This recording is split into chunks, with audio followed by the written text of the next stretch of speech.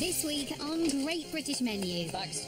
3 of Central Region's top chefs. Stressful, isn't it? Daniel Smith, who's focused and competitive. Oh, I'm staring, I'm praying. Andrew Scott, whose food is about flavour and finesse. I'm really pushing myself hard. And daring and innovative Danny Gill. I can't get this one wrong. In the year of the Queen's 90th birthday, the chefs are celebrating the everyday Great Britain's honoured throughout her reign and competing for a chance to cook at an historic banquet at the majestic Palace of Westminster. Yesterday, Danny plated another winning dish, increasing his lead.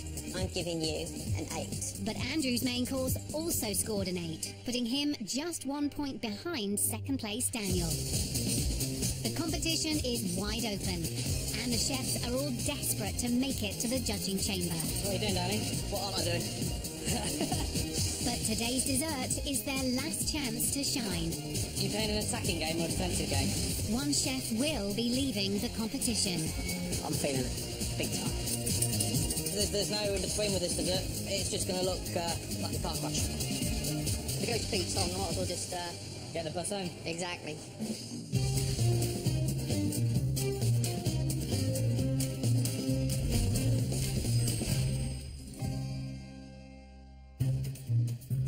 The chefs are competing to create dishes that are a celebration of the complete transformation of British cuisine during the Queen's historic reign. Looking for inventive and truly contemporary cooking is veteran Angela Hartnett, MBE. She's expecting show-stopping dishes. You cannot wing desserts. There's no shortcuts here. So you really have to make sure that everything is right. So, lads, down to the last course. Who's going to make it through tomorrow? Massive day today. I'm gunning for both of you. I've got to deliver a point above Andrew at least. So, you know, I've got to smash it. I've got loads going on with this one. There's no in between. That's not like you. No, Danny, you never do that. But no, literally, I could be going out if I don't pull this one off. Right, look out then. May the best chef win. First up, Danny Gill, who's taken risks all week with his inventive contemporary dishes, topping the leaderboard. Today he's serving another risky dish, hoping it'll take him through to the judging chamber. My dessert is very complicated. There's lots of elements that can go wrong. If I pull this off, maybe I could pull out that elusive 10. Hello, Danny, how are you? Hello, chef. You all right? Top of the leaderboard? Yeah, it's a good place to be. What's the name of your dessert? It's called Jam Penny. I wanted to come up with a dish which represents giving back. Yeah. Jam Penny, it's an interpretation of a Victoria sponge, just cut into little pennies. I came across a British tradition called Maundy Money, where the Queen gives out purses containing commemorative coins. It's something that I didn't know about before. My menu, I wanted it to be a little bit of a history lesson. So all the ingredients are the ingredients of what you'd have in Victoria sponge. Okay. And I'm going to make a raspberry and Earl Grey tea. I'm going to be making a raspberry pâte-de-fruits jelly. Right. This is going to resemble some laces. Laces? For the money bags. We've got some beautiful white chocolate. Going to temper this down. Yeah. One element is going to be the bag. Money bag? Yeah. Right. One element is going to be a coin. Going to mix some with feuilleting. Yeah. It's basically a broken down wafer. And that is going to give a real nice texture to the dish. And also, what's the machine here? So we've got a candy floss machine. Okay, fairground machine, I've told you quite a lot about this dish already, and I want to save this one as a little bit of a surprise. Okay. So you'll have to wait and see on that one. Wow, it sounds exciting. I can't do any more than what I've done, so, you know, it's all down to this one now. Well, you've done very well so far, Danny, with your food, so Thank you. looking forward to this. Okay, Thank you very good much. luck. He really seems to have nailed the idea behind this. If he can pull that off, making these purses with this chocolate money and the raspberry flavour, you know, it sounds really exciting. Next is Daniel Smith. His classically inspired menu hasn't always wowed veteran Angela, and he's only 1 point ahead of Andrew. He can't afford any slip-ups if he's going to make it through to Friday. I'm apprehensive. I've got a lot of things to do. 100% want to stay in the competition. I want to cook for the judges. Hey, Daniel. Hello, Angela. How are you? Very well. Good. Oh, raspberries again. Tell me the name of your dish. National treasure. Okay. Who is the Queen, I imagine? Well, the Queen is our national treasure, but also our fantastic Great Britons that have obviously been honoured by the Queen are our national treasure as well. So as a double edge, I've devoted this dish, which is fundamentally a peach melba. Okay. So I've got some fantastic English raspberries here. Some of them are going to be made into a panna cotta type cream. Yeah. And then there's going to be a gold leaf and champagne jelly set on top. Nice. I'm also going to be serving a white peach Bellini with the English sparkling wine. There's also going to be some tarragon poached white peaches. I've never had tarragon with peaches. That works well. It does together. work It's a good really, really nice. It's combination. very, very subtle. Pistachios, what are you doing with those? So I've got some pistachio. I'm going to make a snow, I suppose. And obviously, I'm going for the gold leaf in there to represent our national treasures. Yeah. And gold signifies that. And how are you feeling overall, Daniel? It's still very close between you all? Yeah, it's massively close. Yeah. But I've still got to deliver the best I can because I'm sure Andrew can come up with a stonker and I'm gone. So Okay. I've really got to deliver on this course. I'm looking forward to tasting a delicious peach dessert. Okay, thank you very much. Thank you. In this dessert, he is pushing himself a bit more. He's doing this foam, he's doing a raspberry gel. So there's lots of different things he's working on to really push the gastronomy and the technical side for his dish. Last is Andrew Scott. He's bottom of the leaderboard, but he's determined to impress with a visually exciting dessert in a bid to win a place in the judging chamber. I don't think anyone's going to catch Danny, but I need to smash Daniel, and I know he's worried. Hey, Andrew. How you doing, Chef? I'm all right. How are you? I'm well, thank you. Okay, and how are you feeling? You feel this dish can pull you through? Feeling really positive. I've hit the brief, I think, with it. So, tell me the name of your dish. The name of my dessert is Rita's Afternoon Tea, and it's inspired by this lady here. And who's Rita then? When I first started work at 14, I was a kitchen porter in my local hotel.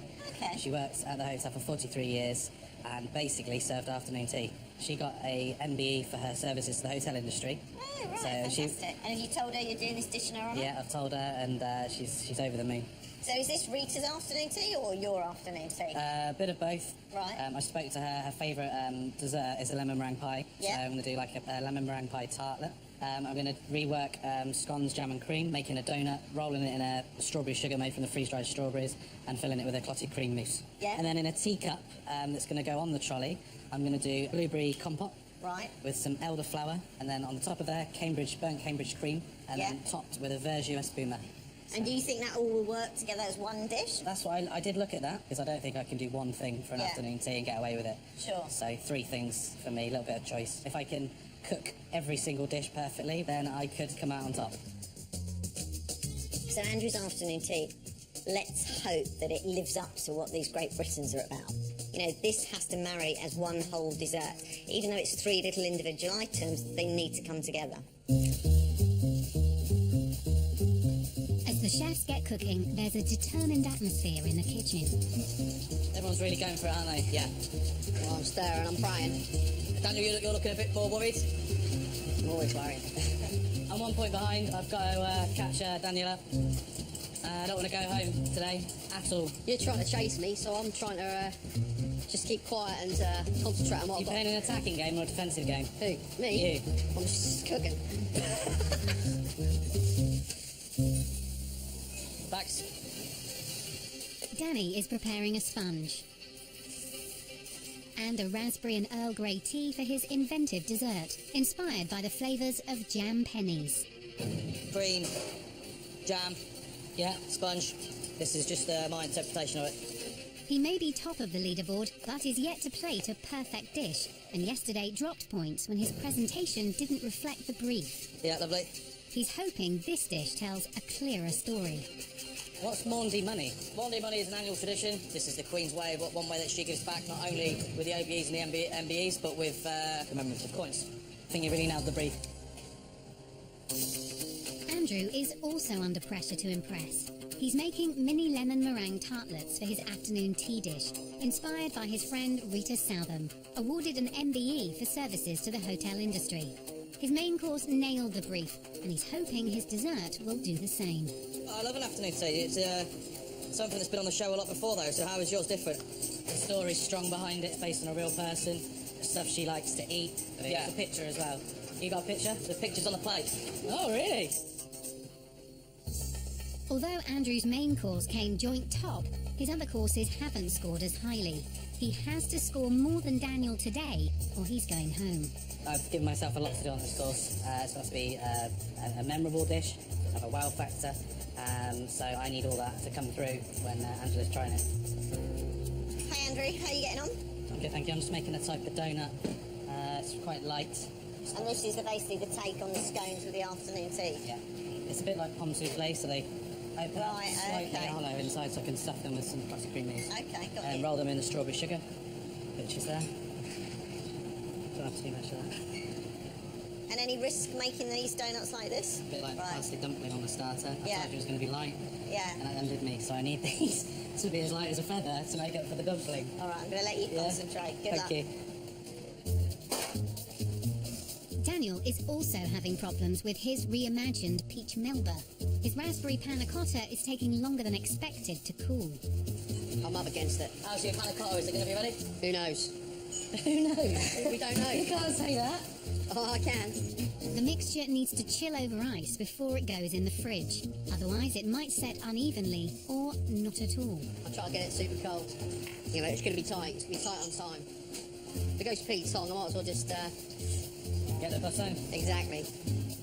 The panna cotta will be served with peaches poached with tarragon. Those peaches look amazing. Yeah, they're really lovely peaches. As a proud Norfolkman, Daniel called on some favourite regular customers to help develop his dessert. Alan Gray and Graham Robeson own East Ruston Old Vicarage Gardens, a popular attraction in East Norfolk. It's a private garden which they allow the general public to visit. They've been fantastic customers of mine, and I trust their opinions in terms of their food. Alan and Graham have spent almost 30 years building the 32 acres from scratch. There's a walled garden commemorating the Queen's Diamond Jubilee and an abundance of fruit and vegetables.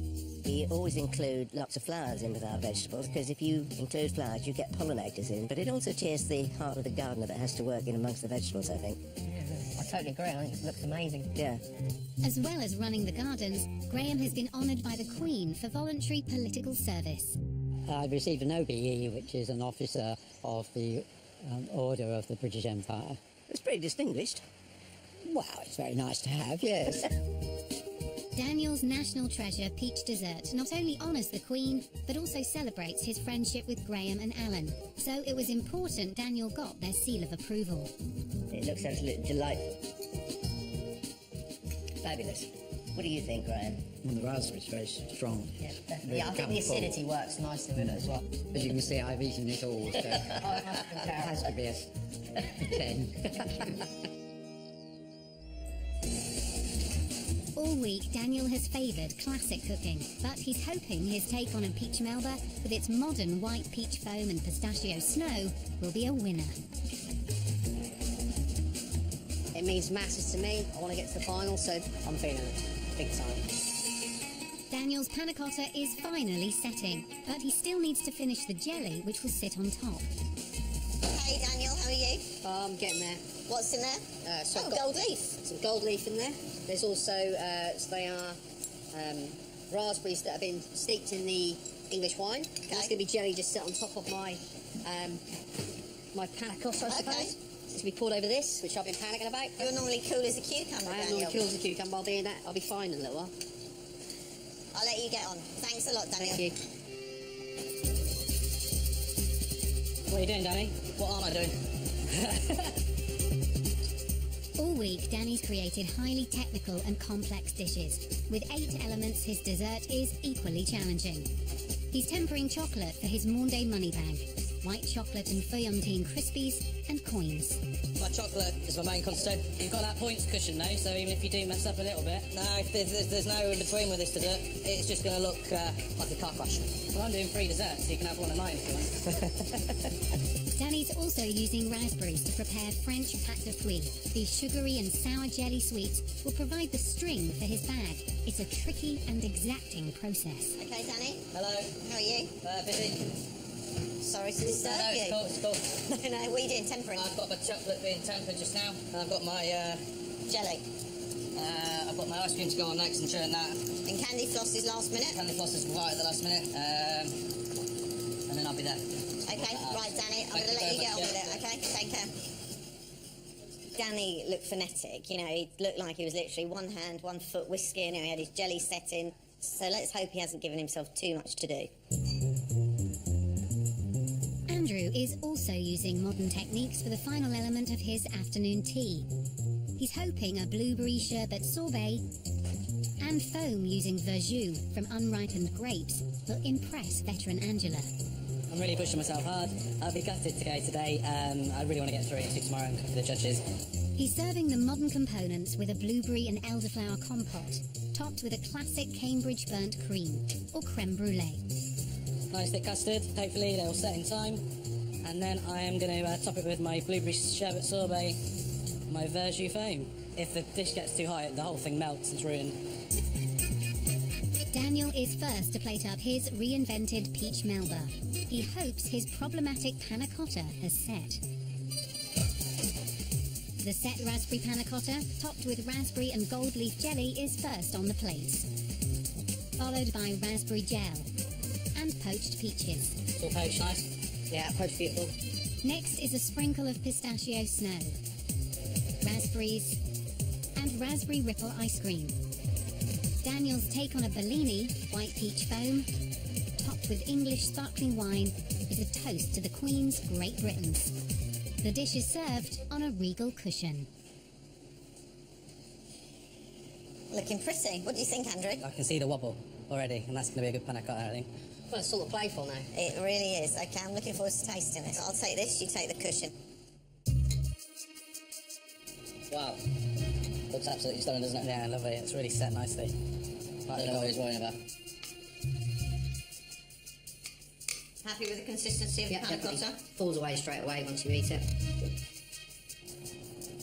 It's just set. Just literally set. Lovely flavour. Really nice. And the peaches, they've come out, they're cooked exactly as you wanted them to be? Totally, they were really bright, so I'm very happy with that, yeah. Do you like the texture? Don't know, a bit over poached. And then you've got the raspberry ripple ice cream, I presume. Correct, that's correct. Yeah, and was it pistachio underneath? Yeah. There's just a little bit of pistachio snow there as well to complement the crunch. Oh, he's nailed that. Yeah, that is awesome texture. Hopefully you enjoy the Bellini there. I'm very happy with it. That's really nice. You're nicking up, mate. Cheers, mate. That's absolutely delicious. Really clean. Really fresh. Do you think that's fit for a banquet? I believe it's fit for royalty now. I'd score it a 9. I need to concentrate on mine now and make it perfect, and it will be right down to the wire. How was that? Fun. I'm happy. Just hope she doesn't like it. Cheers, mate. Danny is making the final element of his dessert, candy floss, which will cover his Maundy money bags. This is where I started my bit, you know, where I started to learn to cook. You work on the fair? Yeah. So it better be as good as what I used to make when I was like 13. I'll try my best for you, chef. I'll try my best. You doing toffee apples as well? Or? No toffee apples, no. Goldfish in a bag? No. First on Danny's plate is the white chocolate and sponge bag, with sweet and sour raspberry string. Danny fills the inside with white chocolate mousse, white chocolate and feuillantine crispies, raspberries, Earl Grey and white chocolate ice cream, and white chocolate pennies. He covers the edible Maundy money bag in the candy floss. The raspberry and Earl Grey tea is served in a teapot. Pleased with everything? Yes. Good. Andrew, what do you think? One of the most interesting dishes of the week. Oh, totally great. Okay, all right, I'm going to take this one. Yep. You bring the tea. Enjoy. Thank you. Well done, mate. So the idea is to pour the tea straight onto the candy floss? Yes, please. Ah, so it melts it all. Yeah. Ah, got you. I'm not too sure if it gets put down in front of them, they'll know straight off what it is. And what about the candy floss? That worked for you in terms of flavour and what it needed to do for the dish? Yeah, it's more of a visual thing, and then when you pour the tea over the candy floss, it gives you that little bit of wow factor. I'd have liked to eat the candy floss. I love candy floss. Well, I like candy floss too. It's old though, isn't it? And these are your little money. Little coins. Yep. And what about the ice cream? Good flavour? Enough Earl Grey for you, or a bit less? I get enough Earl Grey flavour. Maybe you could make it a bit more pungent. Little raspberry laces. These come out exactly as you wanted them? Did you want them sweeter, sharper? I just think they're a little bit of fun on there. The laces though are a bit. Really? Do you think the Great Britons will understand what it's supposed to represent? There's a nice bit of luxury on there with the white Yeah. chocolate, there's freshness with the fruit, and it tells a story on the plate. I think it's a really original idea, and I think he's really thought out of the box here. I'd give him an 8. 100%, I agree on that. Andrew is last to serve his dessert in honour of his Great Britain and friend, Rita Southam, MBE. He fills his donuts with clotted cream mousse and dusts with strawberry sugar. Everything will be served on a tea trolley. Oh, mate. Jesus. Well done. How was it? You lost, mate. Did you say anything? Doesn't give anything away. No, we really didn't give anything away. Complete blank canvas. So, Stunning. Andrew puts the finishing touches to his lemon meringue tartlets and tops with fresh and freeze-dried raspberries. His blueberry sherbet sorbet is served on the Cambridge burnt cream, along with the Verjus foam. I think we're going out with a bang. Freeze-dried blueberry powder finishes the dish. This is in honour of Rita. It's Rita's afternoon tea. There's the lady herself, and that's her little tea trolley. So the idea is you help yourself to the little items. 3 little treats. So she served the boys. Serve the boys, Okay. and you can Got bring the shakes. trolley. Whoa. Right, okay. Thank you. Right, come on. Yeah.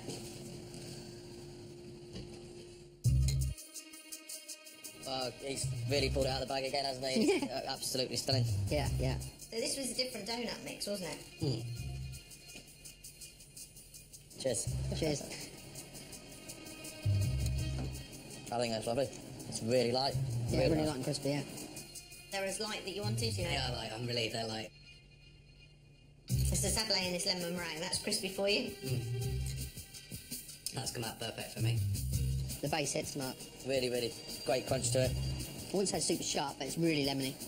For me, that works absolutely every single moment. I think I've got it right, with the balance of meringue and the fresh raspberries on top. So this is with a Verjus foam. Is it set enough for you? Yeah. Don't want it too firm. For me, maybe the mixture maybe could be slightly thicker, but nevertheless, that definitely does the job. Yeah, the blueberry sorbet.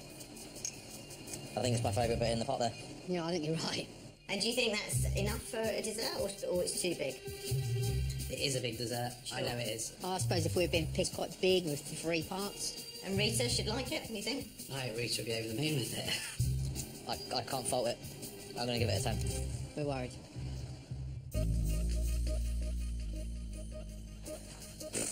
That's all. That's all I'm done with. Yeah, I think we all are. Yeah. I feel I've done enough on the dessert, but it all lies with Angela.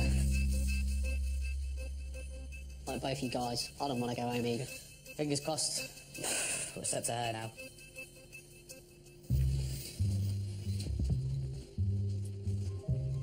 Okay, chefs. How you feeling? Tired. Tired? Yeah? Do you feel you've ended on a high? Yeah, definitely. I'm going to start with you, Daniel, and your national treasure. Almost everything on that dish was soft. For me, I felt it needed a little more texture. There was a lot of raspberry on the dish, maybe a bit too much raspberry, maybe a bit more peach. However, the poached peaches were delicious, absolutely stunning. I thought the panna cotta was set beautifully. You know, it was a lovely panna cotta. And I really liked that Bellini. I thought it was a lovely touch to the dish. Now, Danny, your dish. Jam penny. The flavours in the dish were great. Absolutely delicious. I thought the ice cream was superb. I liked the sponge, and when you poured the tea with a sponge, you know, it really would sort of work together. And the candy floss on top was a really lovely bit of theatre. But when I first saw the dish, I wasn't quite clear what it was. I wasn't sure that it looked enough like a bag, and I think you probably need to work on your presentation. Andrew, your dish, Rita's afternoon tea. As always in this competition, you've thought hard about that brief, and you always get it right. I thought the lemon meringue was lovely and tart, it wasn't overly set, and you really got that crunch in the biscuit. The donuts, they were lovely and light, much lighter than I anticipated. And in the Cambridge cream, I like the foam on that, nice little touches. But the consistency of the cream, I felt to me, was a little bit loose. Maybe could have set a little bit longer. As you said, and we both said, it's a big dessert. Is that too heavy to finish on at the end of a meal? Now to the scores.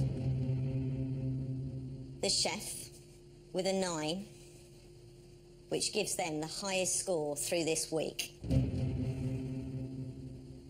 is Danny Well done. You know, you Thank led you. your week. There's some great cooking there and great technical ability there, so well done. Thank you.